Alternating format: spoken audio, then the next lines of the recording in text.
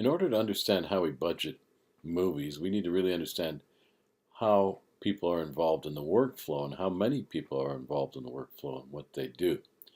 That in itself is an entire class, but I'm going to give you a quick overview of the production workflow to give you an example of what we'd have to do in order to shoot just a teaser.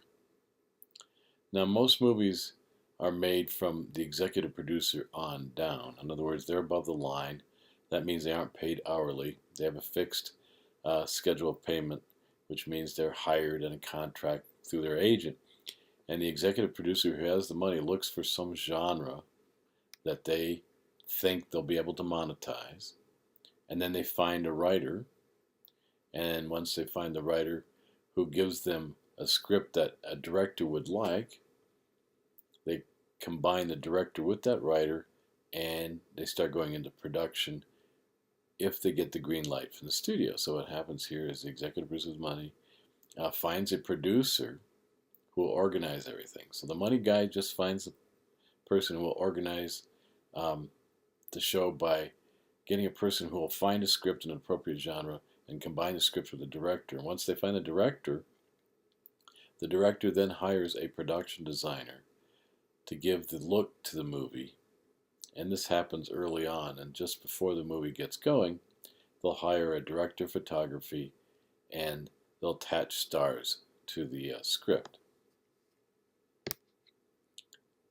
That's the first phase. That happens 6 months, a year before the movie gets going. They find a director who likes the script, and that director then says, I know some stars. They talk to the stars' agents, and if they attach the stars, then more funding adds on with associate producers joining the executive producer. And then after they agree upon a production designer and a cinematographer, they go into the next phase, which is a logistical pre-production.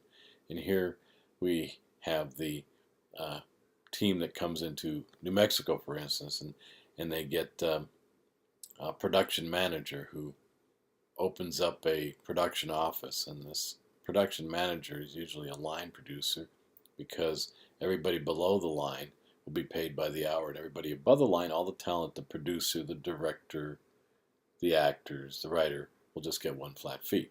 So the production manager then hires a first assistant director whose main job is scheduling and budgeting of the movie, and then they get a production office wherever they're shooting that movie. It could be in Santa Fe, Albuquerque, LA, New York, and they get a locations manager then to look for all the locations, to scout everything, and they start casting actors who aren't the stars. Now, that's a classical way of movies made. Nowadays, our executive producer can't really get going until they get more and more money because everything's more expensive. So we add a lot of associate producers or co-producers. That's why the trailers for movies and the listing of credits are so long. And then we also have this big production that will need post-production, CGI, special effects, all sorts of things that are common nowadays. So we add that onto this creative pre-production. We add this post-production element that is huge these days, and we need another associate producer to be paid to just overlook that. But back to where the classical movies made.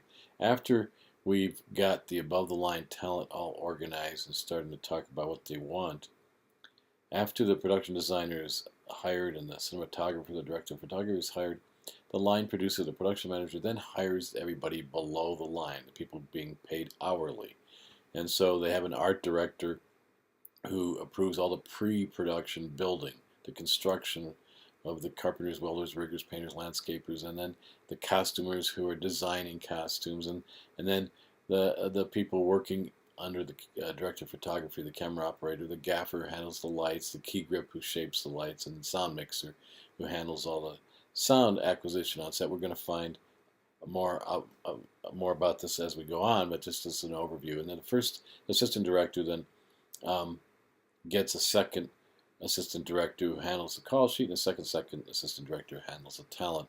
And that's just pre-production. Then we go into production, and here I'm just giving you a quick overview here of how many different jobs there are on the set. And we're going to go over the departments that cover these jobs. In the art department, camera department and the AD department. This is just to give you an example, though. Quick look, you can just see that you have your production manager getting the production office going, and then you have the locations people show up to set, and the Teamsters are handling the 16-wheeler trailers that have the talent and the wardrobe, and the AD department trailers, and they pull them on the set, and then you have the people hauling the generator, and then you have the director showing up early in the craft services, which is something we'll study later, all the food that feeds everybody throughout the day. And then we have script continuity, which we'll talk about later. That person makes sure that we're on task with the script throughout the shoot. EPK, electronic press kit, which does all the background discussion of the movie. And then you can see in the middle, if you follow that middle line, the first AD, making sure the actors and everybody's and the extras all show up. And then you can see high on this slide here, the art department and the people under the art department, the prop masters, the decorators, the makeup people, the dressers, armorers, handling the weapons, swing gang, people going to do the shopping, groundskeeping, all that's in the art department with the hair. And then on the bottom here we have all the people under the camera department, the gaffers, the grips, the mixers, etc. So that's generally what a crew is going to look like. They're going to be about 125 of these people because there's so many people in each area, whether it's sound, grip, electric, camera, hair, makeup, a huge amount of people. And then finally, you're going to have at the end of this, you're going to have the post-production people, and you have your supervisor who handles the editor and all the things that go into editing, the coloring, sound design, Foley, ADR. We're going to find out what all these things are. And this is the classical way now, of course. We add more compositing with CGI and special effects. And on the matte artists, is the people doing the background. Nowadays would be considered green screen.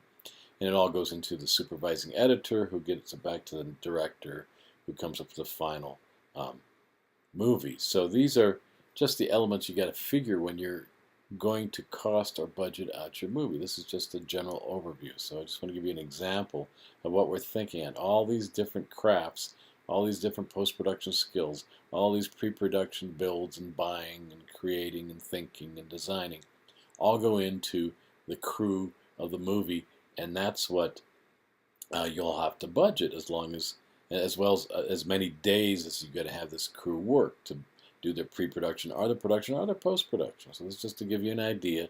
For a trailer or a teaser that we're talking about, we're only going to have so many days. We're only going to have to pay so many of these people so much money, and we're going to discover which ones we need to pay. But now I just want you to think about, for your teaser, what would be the most important people that you would need to be paid to get this in the can and edited before you actually distributed it for people so that they could start raising money.